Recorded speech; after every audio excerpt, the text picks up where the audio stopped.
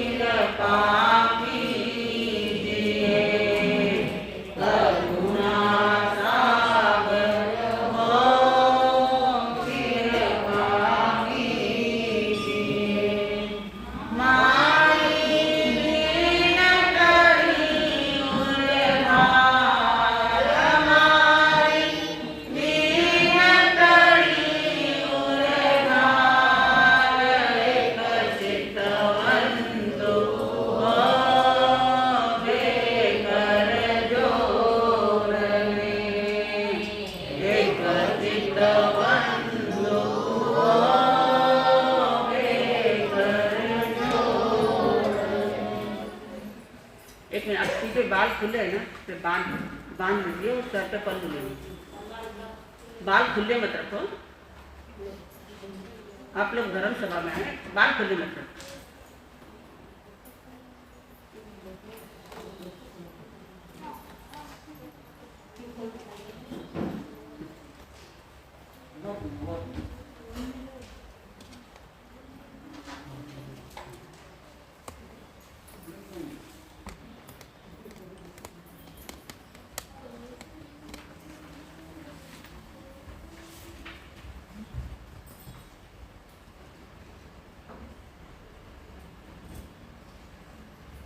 अरिहंत नमो श्री सिद्ध नमो आचार्य नमो उपाध्याय नमो अरिहंत नमो श्री सिद्ध नमो आचार्य नमो उपाध्याय नमो सब संतन को कर जोड़ नमो पद पांचों को त्रिकाल नमो सब संतन को कर जोड़ नमो पद पांचों को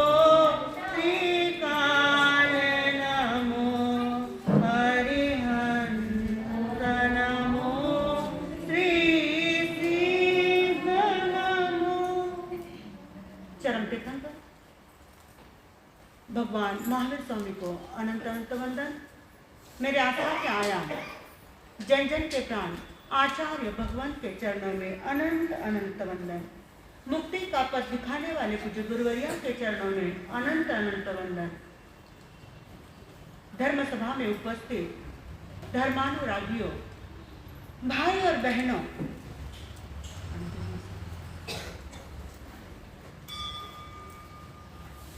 कल से हमारा क्या चालू हो रहा है? हो गया है शिविर चालू हुआ है 3 दिन का। आज बच्चों पर बोलने वाली हूँ। जीवन को उजागर करने के लिए प्रभु ने बहुत छोटे छोटे सूत्र हमारे सामने रखे हैं। एक सूत्र भी हमारे जीवन में अगर हम ग्रहण कर लेते हैं तो हमारे जीवन का हम उत्थान कर लेते हैं। कहते हैं फिटकरी के साहचर्य से सहयोग से जैसे पानी में रही हुई मलिनता दूर हो जाती है, उसी प्रकार हमारे जीवन में कोई ना कोई ऐसे प्रसंग जरूर मिलते हैं, कोई ना कोई ऐसे निमित्त जरूर मिलते हैं जिससे क्या होता है, हमारे जीवन में परिवर्तन आता है और वह परिवर्तन करने का मौका हमें प्राप्त हुआ है। वह परिवर्तन धार्मिक शिविरों से आता है, सत्संग से हमारे जीवन में परिवर्तन आता है। शिविर का अर्थ क्या है? शिविर, शि यानी शिष्टाचार। शिष्टाचार हमारे जीवन में कैसा आता है? बी यानी इसका बीजारोपण, रो यानी रूपांतर करना। जब हम शिविर में आते हैं तो नए संस्कार, अच्छे संस्कार ग्रहण करने के लिए आते हैं। कहते हैं बच्चे यह अनुकरण प्रिय होते हैं। अनुकरण करने की सहज उनमें आदत होती है। जैसा वह बिंब देखता है वैसा प्रतिबिंब उसके मन में वो तैयार कर लेता है। इसलिए हमेशा बच्चों के सामने जीवंत प्रतिबिंब रखने की आवश्यकता है, क्योंकि वह जैसा बिंब देखता है, जैसा चित्र देखता है, वैसा प्रतिबिंब उसके मन में वो तैयार कर लेता है। कहते हैं 60% से भी ज्यादा आनुवंशिकता का प्रभाव पड़ता है और 40% वातावरण का प्रभाव पड़ता है।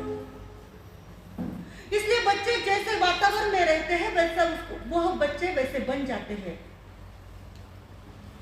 बच्चे यह पानी के बूंद के समान है, एक मिट्टी के ढेले के समान है। जैसे उनको आकार दिया जाए वैसे वो बन जाते हैं। पानी की बूंद को यदि मरुस्थल का पात्र मिल जाए तो वह बूंद क्या होगी? धूमिल हो जाएगी। उसी बूंद को यदि अग्नि का पात्र मिल जाए तो वह बूंद बांक बन जाएगी, और वही पानी की बूंद सर्प के मुंह में चली जाएगी तो क्या बनेगी? जहर बन जाएगी। और वही बूंद यदि सीप के मुंह में चली जाएगी तो अनमोल मोती बन जाएगी। बूंद भिन्न भिन्न नहीं है, भिन्नता है उसके संपर्क में आने वाले पात्रों में। एक के संपर्क से वो धूमिल हो जाती है तो दूसरे के संपर्क से वह बांक बन जाती है, तीसरे के संपर्क से वह क्या बन जाती है? जहर बन जाती है, और चौथे के संपर्क से वह अनमोल मोती बन जाती है। हमारे जीवन को यदि अनमोल बनाना है, भावी पीढ़ी को अगर धर्म में लगाना है तो उन्हें शिविर में भेजना पड़ेगा। वह मोती का रूप ग्रहण करेगी। कहते हैं विद्यार्थी को जीवन में आदर्श पद प्राप्त करना है, आदर्श बच्चे का पद प्राप्त करना है तो उसके भीतर में 5 लक्षण होने चाहिए, 5 बातें उसके जीवन में होनी चाहिए। पहली बात है, जैसे कौवा होता है, कौवे से हमें एक बात ग्रहण करनी चाहिए, कौवे में इच्छा शक्ति बहुत दृढ़ होती है।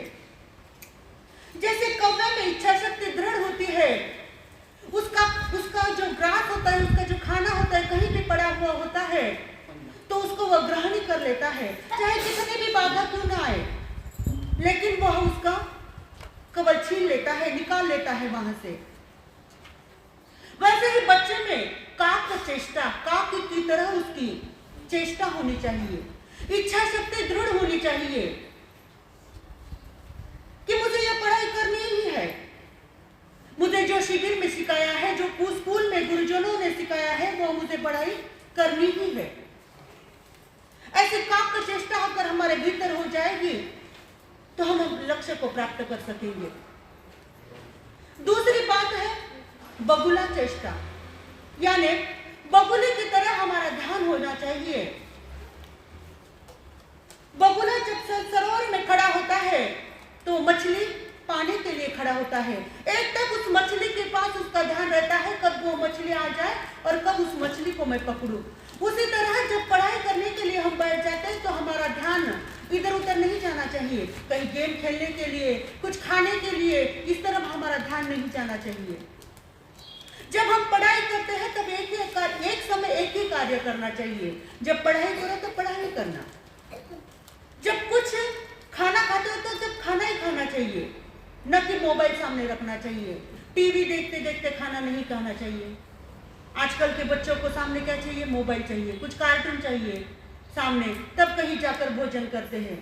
लेकिन उस जो पिक्चर हमारे सामने आ रहा है उसमें कितनी चीजें अच्छी होती है लेकिन गलत भी बहुत सारी चीजें होती है। उसका जो गलत सारे उसके जो वेव्स होते हैं वो हमारे आंखों में चले जाते हैं और वैसा हमारा जीवन बनता चला। अगर उसमें वो कुछ पिक्चर देखते हैं तो उसमें फाइटिंग करते हैं कुछ व्यक्ति, तो हम भोजन करते हैं तो हमारे परमाणु वैसे हमारे भीतर परमाणु चले जाते हैं और बच्चा वैसा ही बन जाता है। इसलिए टीवी देखते देखते भोजन नहीं करना चाहिए। आप लोग करते हैं? आज से संकल्प करें कि टीवी देखते देखते हम भोजन नहीं करेंगे। एक लड़का था, टीवी देख रहा था और मम्मी कह रही थी कि अरे भोजन कर, पहले भोजन कर बाद में टीवी देख। लेकिन उस बच्चे की बहुत आदत थी टीवी देखते देखते ही भोजन करना, क्योंकि उसको देखे बगैर खाना ही नहीं जाता था।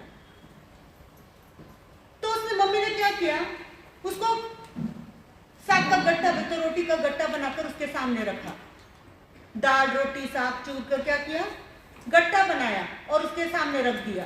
अब वो क्या, लड़का क्या कर रहा है, सामने टीवी देखता है खाता है, टीवी देखता है खाता है, और ऊपर से छोटी छिपकली के ऊपर, और उस छिपकली क्या हो गई, उस भोजन में गिर गई।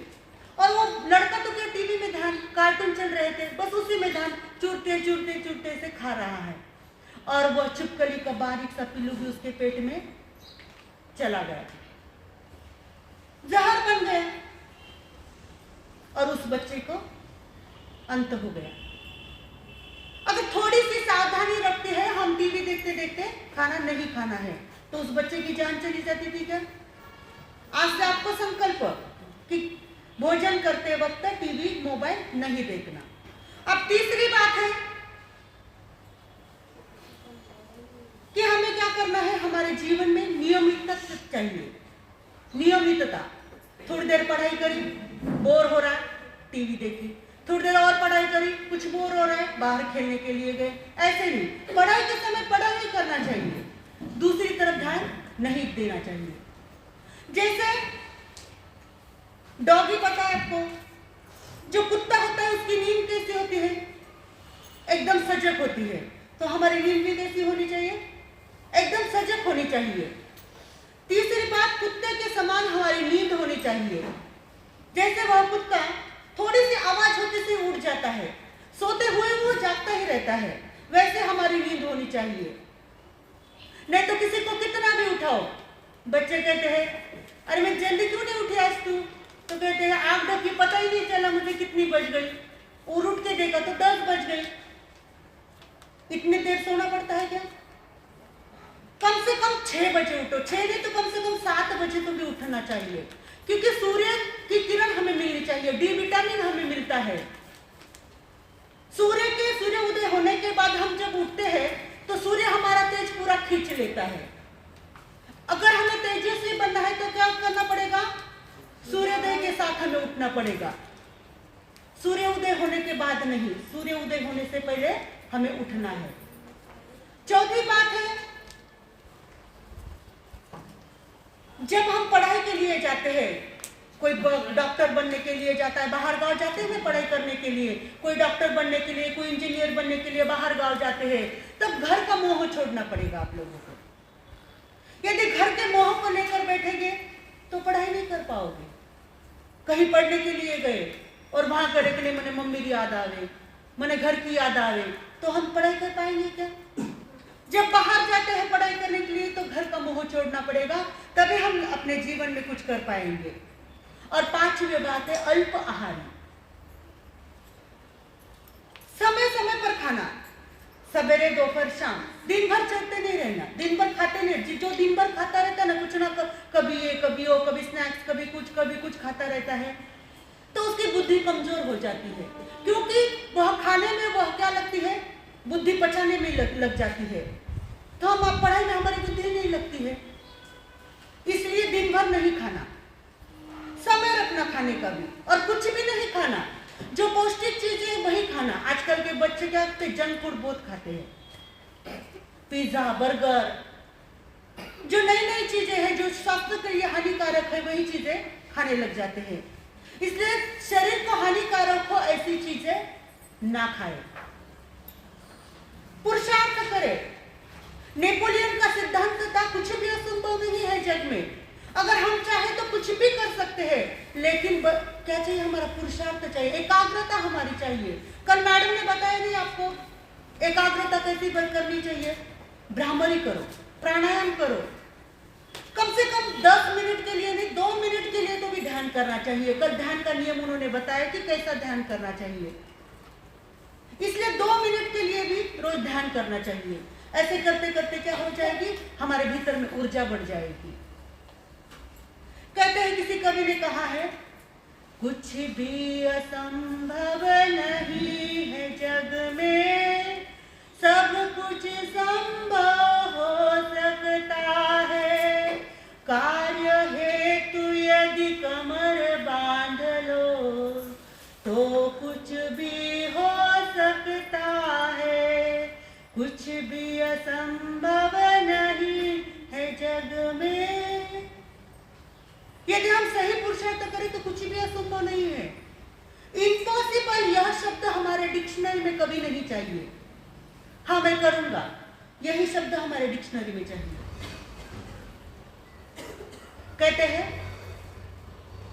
9 अंक एक साथ घूमने के लिए निकले, 1 2 3 4 5 6 7 8 9, यह 9 जो अंक है, अंक शास्त्रीय 9 जन घूमने के लिए निकले। घूमने के लिए निकलने के बाद सुंदर एक बगीचे में चले गए, और बगीचे में जाने के बाद क्या हो गया, वहां एक झूला देखा। अब सबको झूले में बैठना था, कवि की कल्पना है, सबको झूले में बैठ बैठना था, लेकिन झूले में पहले कौन बैठे? सबके झगड़े चल रहे, मैं पहले बैठूंगा, मैं पहले बैठूंगा। तो ये सारा शोरगुल, 1 2 3 जो अंक थे उनका ये शोरगुल सुनकर झाड़ पर एक तोता बैठा हुआ था, और वह तोता ये शोरगुल सुनकर क्या कहता है, अरे तुम इतना झगड़ा क्यों कर रहे हो, क्या बात है, किस लिए इतना झगड़ा कर रहे हो? तब उसने वो 9वीं अंक ने कहा, अरे ये झूला है, इस झूले पर हमको बैठना है, लेकिन कौन पहले बैठे यह निर्णय करने लग गए हम। हमें समझ में नहीं आ रहा कि ये कहता है मैं पहले बैठूं, वो कहता है मैं पहले बैठूं, अब कौन पहले बैठे? तब तोते ने कहा, अरे भाई आप लोग शांत बैठो, इसका निर्णय मैं करता हूं कि कौन पहले बैठेगा। ठीक है कहा, तो क्या करना हम लोगों को? तब तोते ने कहा, एक शर्त तुम्हें मंजूर करनी पड़ेगी। सबने कहा, कौन सी शर्त? तब उस तोते के बच्चे ने कहा, तुम्हें एक शर्त मंजूर करनी पड़ेगी कि सबको अपनी महानता बतानी पड़ेगी। कौन महान है? जो सबसे पहले, जो सबसे महानता अपनी बताएगा, जो महान होगा वही पहले बैठेगा। अब सब अपने अपनी महानता बताने के लिए तैयार हो गए। चलेगा, सबको मंजूर है, हम अपनी महानता बताते हैं।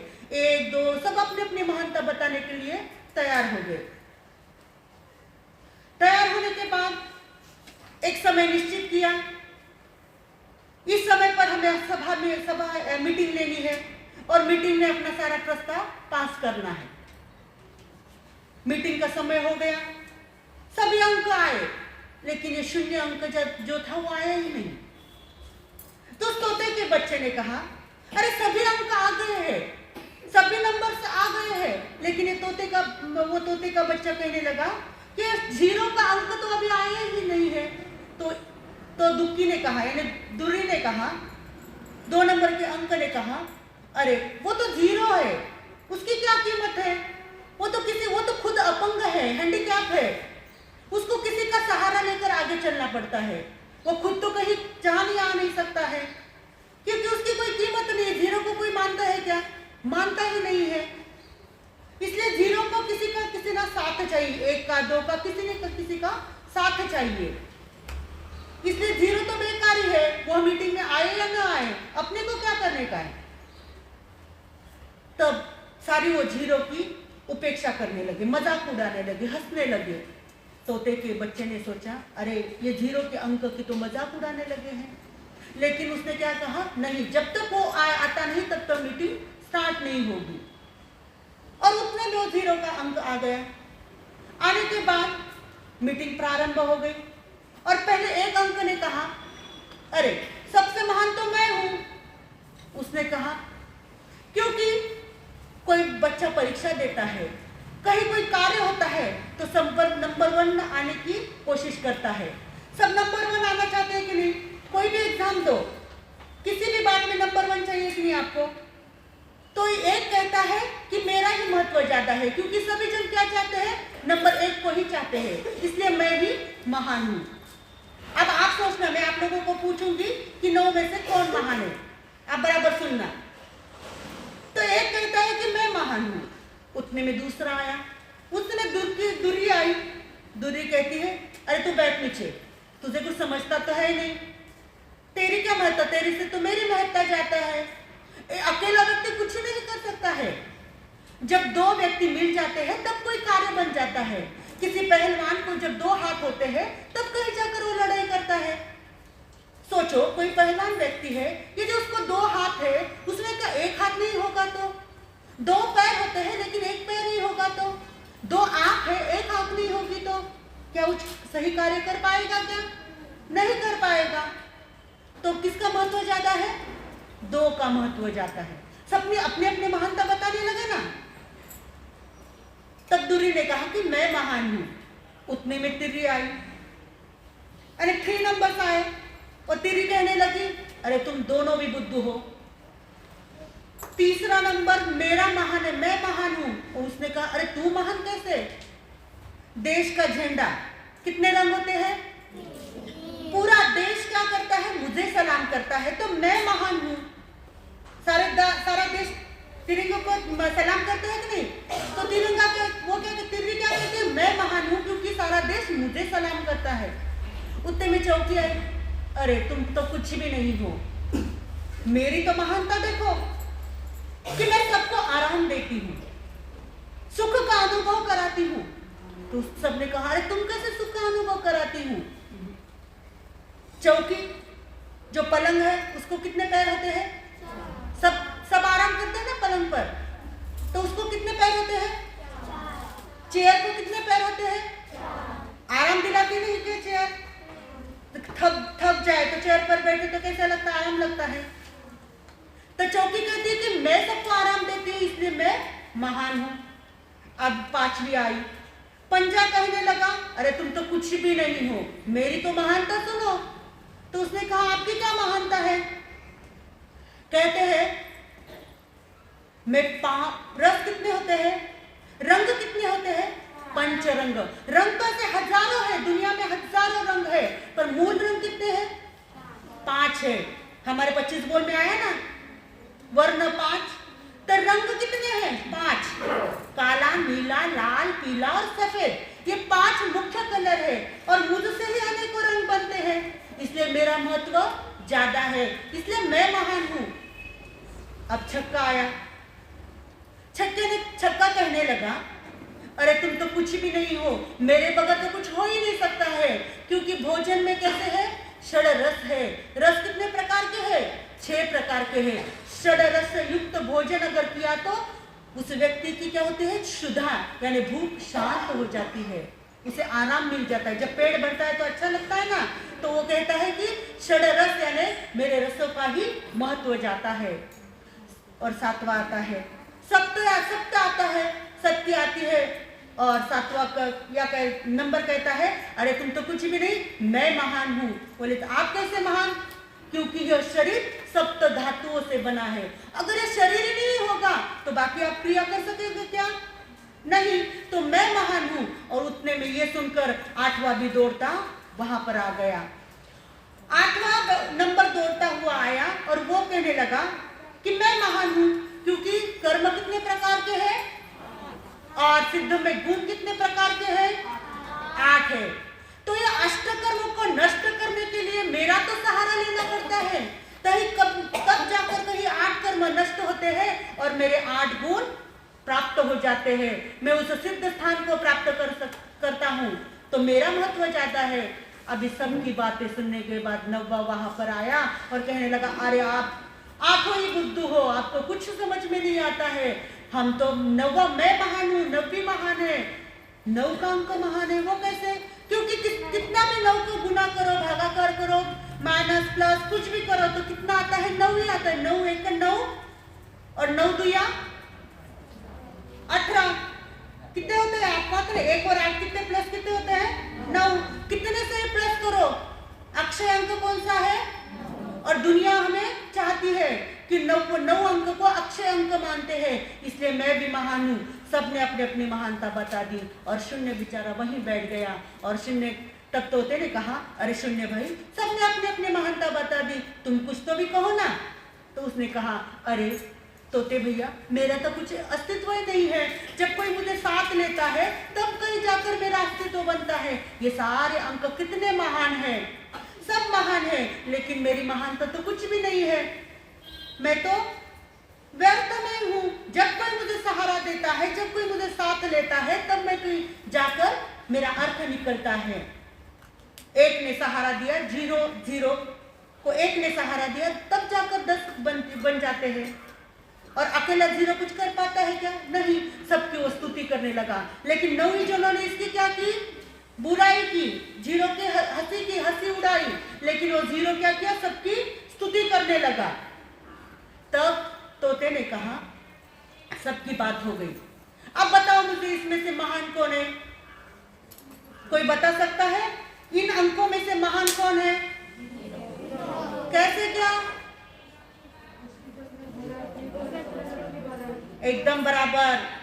सभी के लिए एक बार बोला हर्ष हर्ष। बराबर। सबने क्या किया? सभी अंकों ने 0 की बुराई की और 0 ने क्या की? सबकी स्तुति की, भलाई की, स्तुति की, अच्छा बोला उनके बारे में। इसलिए प्रभु कहते हैं किसी की बुराई हमें करना।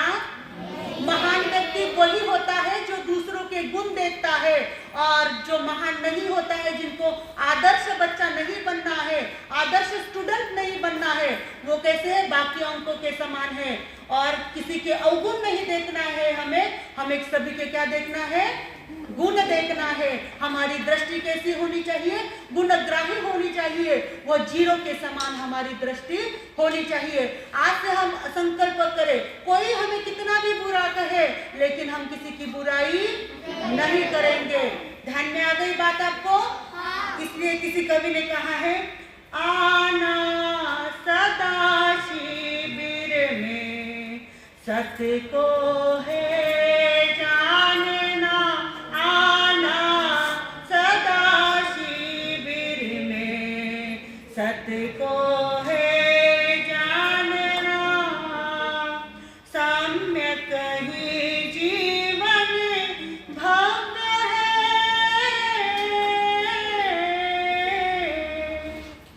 सम्यक ही जीवन भव्य है, सत्य को है जानना, आना सदा शिविर में सत्य को है जानना। तू भी आजा धर्म शिविर में जीवन का आनंद मना। सभी को आनंद आ रहा है ना? तू भी आजा धर्म शिविर में जीवन का आनंद मना, पापी से भी पापी जीवन प्रभु चरणों में पूज्य बना, किसी को किनारे जो करना, किसी को किनारे जो करना, शिव को है धारना, आना सदा शिविर में सत्य को है जानना। इन्हीं शब्दों के साथ बोलिए भगवान महावीर स्वामी की जय।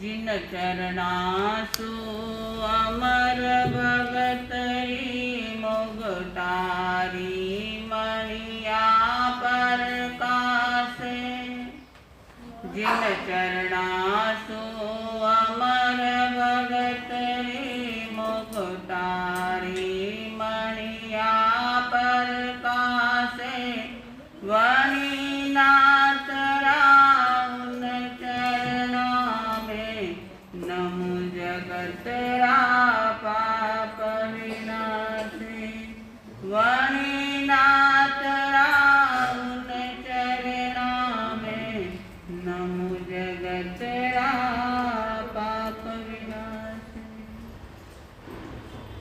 चरम एवं परम तीर्थंकर अहिंसा के अग्रदूत भगवान महावीर को अनंत अनंत वंदन।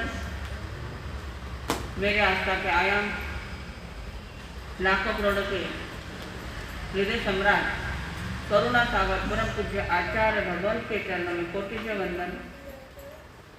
एवं जिन्होंने हमारे जीवन को सही मोड़ दिया है, जिन्होंने हमारे जीवन की दिशा बदली है, ऐसे मेरे जीवन रथ के साथ ही परम पूज्य गुरु माता के चरणों में कोटि से वंदन करने के पश्चात अभी अभी आप लोगों ने बच्चों को कैसे रहना, कैसे खाना, उनका व्यवहार कैसे होना, ये सभी बातें सुनी है। बच्चे कच्ची मिट्टी की तरह होते हैं। घड़े के लिए मिट्टी हम गीली करते हैं तो उस मिट्टी को हम जैसा आकार देते हैं वैसा आकार उसका बन जाता है। ऐसे ही बच्चे भी दिमाग से एकदम खाली होते हैं। उन बच्चों के दिमाग में जो हम भरेंगे जो शिक्षा उन बच्चों को हम देंगे उस अनुसार वह अपना जीवन चलाएंगे, उस अनुसार उनका जीवन बनेगा। कोरे कैसेट की तरह बच्चे होते हैं, कैसेट पे भी हम जो भरेंगे, जो रिकॉर्ड करेंगे वही आपको सुनाई देगा। ऐसे ही ये सारे बच्चे गीली मिट्टी की तरह, कोरी कैसेट की तरह होते हैं। जैसा आकार उन्हें दिया जाएगा, जैसा उस कैसेट में भरा जाएगा वैसा हमारे सामने आएगा। तो इन बच्चों को सुधारना, इन बच्चों को आकार देना बड़ों के हाथ में होता है। जैसा बड़ा करते हैं वैसे उनकी देखा देख बच्चे करते हैं। तो अगर बच्चों के सामने हमारी ओर से सही बातें आई तो बच्चों के जीवन में भी उन बातों का पदार्पण होगा और उसी तरह बच्चे अपने जीवन को बदलेंगे। भगवान ने इंसान के जीवन को ऊंचा बनाने के लिए, इंसान के जीवन का उत्थान करने के लिए तत्वार्थ सूत्र में एक सूत्र दिया है, मुच्छा परिग्रह उत्तो। आज इंसान में मूर्छा, आसक्ति, संग्रह करने की वृत्ति, परिग्रह वृत्ति बहुत ज्यादा बढ़ गई है। हमें भूख लगती है तो हम पेट भर खाना खा लेते हैं। हमारी पेट की भूख जल्दी मिट सकती है, लेकिन उसके साथ साथ हमारे मन में पेटी की भूख रहती है।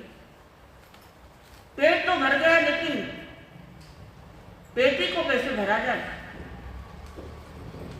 उस पेटी को भरने के लिए हमारे मन में परिग्रह वृत्ति बढ़ती है, आसक्ति बढ़ती है, इच्छा आकांक्षाएं बढ़ती जाती है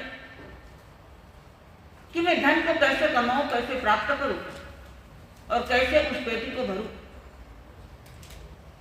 लेकिन धन कमाना जरूरी है। हम यह नहीं कहते कि आप धन मत कमाओ और धन का उपयोग मत करो। धन आपके लिए आवश्यक चीज है, लेकिन उसका परिग्रह करके, उसका संग्रह करके पेटी में भर कर रखना, वह धन कोई काम नहीं देगा। धन भी अलग अलग चीजों में हम उपयोग में ले सकते हैं। धर्म कार्य में भी हम उस धन को ले सकते हैं। परिवार को चलाने के लिए धन को ले सकते हैं। किसी गरीब की भूख मिटाने के लिए, उसको अगर तन पर कपड़े नहीं हो तो उससे कपड़े देने के लिए उस धन का उपयोग कर सकते हैं। लेकिन हमारे मन में एक परिग्रह वृत्ति बढ़ती जाती है। परिग्रह करना और उसको इकट्ठा करके, संग्रह करके पेटी में भरकर रखना। लेकिन उस पेटी में भरा हुआ धन कब वहां से निकल जाएगा आपको पता नहीं चलेगा। उसका व्यय कैसा होगा आपको पता नहीं चलेगा। धन जितना आवश्यक है उतना कमाओ, और ज्यादा हो तो धर्म कार्य में उसे लगाओ। और परिग्रह वृत्ति को छोड़कर हमारे जीवन में अपरिग्रह वृत्ति हमें लाना है। उस धन के प्रति आसक्ति बढ़ाने के बजाय अनासक्ति हमारे जीवन में आए। इंसान के मन में परिग्रह वृत्ति होती है, लेकिन उसके साथ साथ पशु में भी परिग्रह वृत्ति देखी गई है। एक बार कुमारपाल राजा एक वन में ऐसे घूमने गए और थकने के कारण एक पेड़ के नीचे बैठ गए। पेड़ के नीचे बैठने के बाद उन्होंने देखा कि उस पेड़ के वहां एक चूहे का बिल है, वो एक चूहे का घर है। एक चूहा उसमें से बाहर आया। बार बार वो चक्कर लगाता और साथ में उस बिल में, उस गड्ढे में कुछ सोने की मोहरें रखी हुई थी। वह एक एक चक्कर लगाकर एक एक मोहर बाहर लाता। ऐसे करके गड्ढे में जितनी भी मोहरें थी वो बाहर लेकर आए। बाहर लाने के बाद वो फिर से बिल में गया। कुमारपाल राजा उस चूहे की ये सारी हरकतें देख रहा था। उसके मन में आया कि मैं ये सारी मोहरें उठाकर एक बाजू में रख देता हूँ। और कुमारपाल राजा ने ये सारी मोहरें उठाकर एक तरफ रख दी। थोड़ी देर से चूहा बाहर आया। चूहा बाहर आया और उसने देखा कि मेरी सारी मोहरें यहाँ नहीं है, पता नहीं किसने ली है। और मोहरें वहां न देखकर उस चूहे ने अपना सर पत्थर पर पटक पटक कर अपनी जान गंवा ली। और यहाँ उस चूहे ने यह कार्य इतने जल्दी किया कि कुमारपाल राजा को वहां उस मोहरों को रखने का समय भी नहीं मिला। कहने का तात्पर्य है कि इंसान में तो परिग्रह उसकी होती है। प्रतिक्रमण में हम 4 प्रकार की संज्ञा कहते हैं: आहार संज्ञा, भय संज्ञा, मैथुन संज्ञा और परिग्रह संज्ञा। इसमें यह परिग्रह संज्ञा देवताओं में बहुत ज्यादा होती है। कहते हैं जिस व्यक्ति में परिग्रह करने की वृत्ति ज्यादा होती है, कहते हैं कि वह व्यक्ति पहले जन्म में देवता था, क्योंकि देवताओं में परिग्रह वृत्ति बहुत ज्यादा होती है। और उस चूहे ने अपनी जान गंवा दी। कुमारपाल राजा को अत्यंत पश्चाताप हुआ कि मैंने वो मोहरें वो नहीं उठाई तो अच्छा होता था। तो इंसान में भी होती है और पशु में भी परिग्रह वृत्ति होती है। और इस परिग्रह वृत्ति के कारण हमारे जीवन में एक सूत्र बन जाता है, मैं और मेरा। ये परिवार मेरा, ये धन मेरा, ये पत्नी मेरी, ये दुकान, ये मकान, ये सारा मेरा है। लेकिन जिसको आप मेरा मेरा कहते हैं, क्या वह आपके साथ जाने वाला है? एक राई भी आपके सामने जाने वाली नहीं है। लेकिन जब तक जीते हैं, इन सारी चीजों को हम मेरा मेरा कर कर कर्म बंद करते हैं। मैं और मेरा, इसके कारण व्यक्ति अधोगति में जाता है, अधोगति को प्राप्त करता है। लेकिन किसी ने कहा है, मैं और मेरे का घेरा सांझ सवेरे लगाई है डेरा। मैं और मेरे का घेरा सांझ सवेरे लगाई है डेरा। कोई छूट न पाया इससे, कैसा है यह जाल अनेरा। कर्ता पर स्व का आरोपण, कर्ता पर का स्व का आरोपण, कहता सबको मेरा मेरा। इसी भ्रम में पड़ा हुआ आत्मा लगा रहा भव का कीड़ा। जितना ज्यादा आप मेरा मेरा करोगे, उतनी ज्यादा हमारी आत्मा इस संसार में भटकती रहेगी। 4 गति 24 दंडकों में यह हमारी आत्मा भटकती रहेगी। नरक से लेकर वैमानिक देव 24 दंडकों में यह संज्ञा है। लेकिन उस संज्ञा में, उस परिग्रह में हमने कितना रचा पचा रहना है, यह हमारे हाथ में है। और इस परिग्रह से कौन कौन सी बातों का नुकसान होता है, यह रत्न मंडन गढ़ी द्वारा विरचित सुकृत सागर ग्रंथ में इन 9 बातों का विश्लेषण बताया है। उसमें एक है द्वेष का घर या परिग्रह है। कोई सोचता है कि मैं इसका धन ले लूं, इसका धन हड़प लूं, और उस व्यक्ति के प्रति हमारे मन में द्वेष पैदा हो जाता है। कसाई हमारे जीवन में आ जाती है। जमीन के लिए महाभारत खड़ा हुआ और स्त्री के लिए राम रावण जो हुआ। तो इन जर जलिन और जोरू के लिए महाभारत और रामायण जैसे बड़े बड़े युद्ध भी हैं। दूसरा है धैर्य का नाश होता है। आदमी के जीवन में जब संग्रह करने की वृत्ति बढ़ जाती है, परिग्रह की वृत्ति बढ़ जाती है, तो हमारा धैर्य खत्म हो जाता है। व्यक्ति सोचता है कि मैंने इतनी मेहनत से धन कमाए हैं, कहीं यह धन कोई लूट ना ले, मेरा धन कोई चला न जाए, बस यह सोच के उसका धैर्य खत्म हो जाता है, उसका साहस खत्म हो जाता है। तीसरी बात है क्षमा का नाश हो जाता है। किसी ने हमारा धन ले लिया, उसके प्रति द्वेष वृत्ति बढ़ जाती है। वह यह नहीं सोचता कि इसने धन लिया तो किस कारण से लिया है। शायद हो सकता है कि उसको किस चीज की आवश्यकता हो और वह चीज उसे न मिली हो, इस कारण से उसने किसी का धन चुराया हो, किसी का धन लिया हो।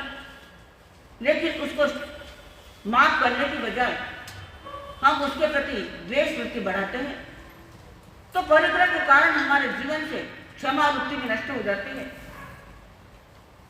अगली बात है चित्त की प्रतिकूलता, आकुलता, व्याकुलता। धन हम कमाते हैं, काफी प्रयास करते हैं, कभी धन कम मिलता है, कभी ज्यादा मिलता है, कभी हमारा कोई धन लूट लेते हैं, तो हमारे मन में, हमारे चित्त में आकुलता, व्याकुलता बढ़ जाती है। आगे है अभिमान का नाश। धन भी अपना एक नशा होता है और धन के नशे में हम गरीब को इंसान नहीं समझते, हमें गरीब को तुच्छ व्यक्ति समझते हैं और उस गरीब को दबाने का प्रयत्न हम करते हैं। उसका कारण है अभिमान। तो इस परिग्रह के कारण हमारे जीवन में अभिमान की, अहम की वृत्ति बढ़ जाती है। ध्यान का दुश्मन जो है वह परिग्रह है। परिग्रह के कारण हमारे जीवन में सुध्यान आने की बजाय दुर्ध्यान, आर्त ध्यान हमारे जीवन में बढ़ता जाता है। क्योंकि इंसान ने इतनी मेहनत से जो धन कमाए हैं, वह धन किसी ने लूट लिया, किसी ने ले लिया, तो आत्मध्यान करते करते हमारे जीवन बीत जाता है। आगे दुखों का आगमन, परिग्रह बढ़ाते हैं और उस धन को संभालते संभालते हमारे जीवन में कई दुख खड़े होते हैं। उस धन के गुलाम हम बन जाते हैं, जबकि हम मालिक हैं। हमने अपनी मेहनत से वो धन कमाए हैं, फिर भी हम उस धन का, उस संपत्ति का गुलाम बनकर बैठते हैं। तो हम परिग्रह वृत्ति के कारण दुख का आगमन हमारे जीवन में होता है। कहते हैं सोना जब तुम थे नहीं, सोना था आराम। सोना जब तुम थे नहीं, सोना था आराम। सोना जब तुम आ गए, सोना हुआ हराम। सोना है यदि पास में है सोने में हार, सोना सोना कहे रहा, सोना स्वयं पुकार। जब हमारे पास सोना नहीं था तब भी हमारी नींद हराम हो जाती थी, और जब सोना, धन, संपत्ति हमारे पास आ गई, फिर भी हमारी नींद उसको संभालने के लिए हराम हो जाती है। तो हमारे जीवन में दुख का आगमन न हो, हमारा जीवन व्यतीत न हो, हमारी नींद खराब न हो, इसके लिए हमारे जीवन में परिग्रह के बजाय अपरिग्रह वृत्ति को हमारे जीवन में बढ़ाना है। आगे अंतरंग सुख का नाश भी हमारे जीवन में इस परिग्रह वृत्ति के कारण आता है। क्योंकि जितनी आसक्ति बढ़ती है, जितनी इच्छा, आकांक्षा, तृष्णा बढ़ जाती है, भीतर की शांति उतनी ही खत्म हो जाती है। और जो जीवन हम आनंद में बिताते हैं, धन प्राप्ति के बाद वही जीवन हमारा दुखमय हो जाता है। हमारे जीवन की शांति बिखर जाती है। इसके बाद है पापों की उत्पत्ति। धन कमाने के लिए पता नहीं हम कौन से पाप करते हैं। किस किस इंसान को हम छलते हैं, किस किस को कैसा कैसा दुख देते हैं, और ये सारे कारण पाप कमाने के हैं। तो इन 9 बातों को हमारे जीवन से हम अगर निकालना चाहते हैं तो हमारे जीवन में संतोष वृत्ति हमारे जीवन में लाना है, अपरिग्रह वृत्ति हमारे जीवन में लाना है। अगर संतोष वृत्ति हमारे जीवन में न हो तो हम कुछ नहीं कर सकते हैं। पेटर साहब, उनके जीवन में एक बार ऐसा प्रसंग आया कि खाने के लिए मोहताज थे। एक समय का खाना भी बड़ी मुश्किल से उन्हें मिलता था, लेकिन उनके जीवन में अपरिग्रह वृत्ति थी, संतोष वृत्ति थी। समय बदला, पुण्यवानी जागी, पुण्य का उदय हुआ और वे जहां भी जाते धन का भंडार उनके सामने खुल जाता। धन की कोई कमी उनके जीवन में नहीं हुई, क्योंकि अपरिग्रह वृत्ति उनके जीवन में थी, संग्रह वृत्ति उनके जीवन में नहीं थी। और उनके जीवन में उन्होंने व्रत लिया हुआ था कि मैं इतना इतना धन मेरे पास रखूंगा, उससे ज्यादा धन मेरे पास आया तो मैं उसका त्याग कर दूंगा, धर्म कार्य में उस धन को लगा दूंगा। और पुण्य से उनके पास जितना भी धन आता, उनके नियम के बाहर से जितना भी धन आता, उस सारे धन को वे धर्म कार्य में लगाते, लोगों को तीर्थ यात्राएं कराते। 24 तीर्थंकरों की अलग अलग जगह उन्होंने मंदिर बनाए। तो इसी त्याग वृत्ति उनके जीवन में आने के कारण उनके जीवन में शांति थी, उनका जीवन सुखमय बना हुआ था। ऐसे कई महापुरुष हैं कि उन्होंने काफी धन हमारे सामने आने के बाद भी उस धन को ठुकरा दिया। हमारे भी जीवन में ऐसे कई प्रसंग आते हैं, कई गड़ा हुआ धन हमारे पास आता है। कहीं हमने कोई जमीन खरीदी, कोई मकान नया लिया है, उसके नीचे कभी कभी धन के गड्ढे हमारे जीवन में मिलते हैं। और उस धन को, जिसका वो मकान है, जिसकी जमीन है, उसको न देने की बजाय हम स्वयं उस धन को रख लेते हैं और धन को इतना इकट्ठा करके हमारे जीवन में परिग्रह वृत्ति को हम बढ़ाते हैं। लेकिन परिग्रह वृत्ति अच्छी नहीं है। कहते हैं जिस धन की प्राप्ति के पहले निर्धनता के दुख की पीड़ा और प्राप्ति के बाद लोभ, असंतोष, अतृप्ति की पीड़ा, संरक्षण की सतत चिंता और धन जाने के बाद भी उस धन को फिर से कमाने की चिंता, प्राप्त करने के बाद भी चिंता और प्राप्त न होने के पहले भी हमारे जीवन में उस धन को प्राप्त करने की चिंता रहती है। दिन रात हम चिंतित रहते हैं धन कैसे कमाएं और कितना कमाएं। धन कमाओ, लेकिन उसका दान पुण्य, धर्म कार्य में उसका उपयोग करो, तो वह धन कमाया हुआ आपका सार्थक है और आपके जीवन में अपरिग्रह वृत्ति बढ़ती जाएगी। कवि ने भी कहा है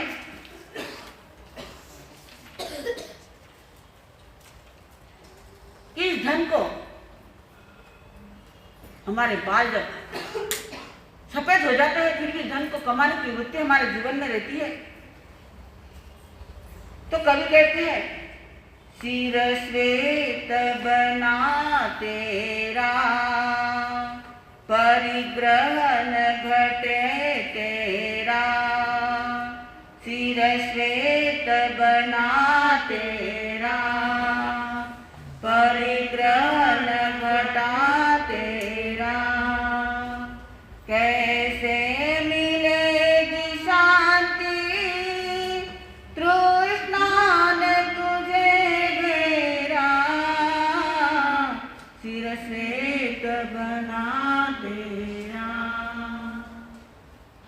के बाल पूरे सफ़ेद हो जाते हैं, लेकिन परिग्रह वृत्ति हमारी घटती नहीं है।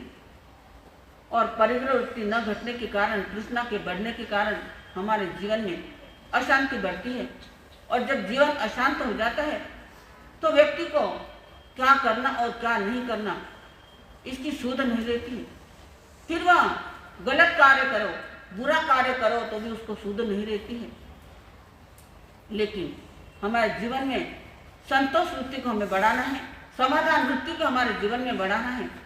और हमारे परिमाण से जितना ज़्यादा हम कमाएंगे उसको गरीबों में, धर्म कार्य में देने की वृत्ति हमारे जीवन में जब आएगी तो हमारे जीवन में अंतर की शांति, अंतर का आनंद, अंतर का सुख अपने आप बढ़ता जाएगा। और उस अंतर को, सुख को बढ़ाने के लिए अपरिग्रह वृत्ति को हमारे जीवन में लाना है और कहना है संकल्प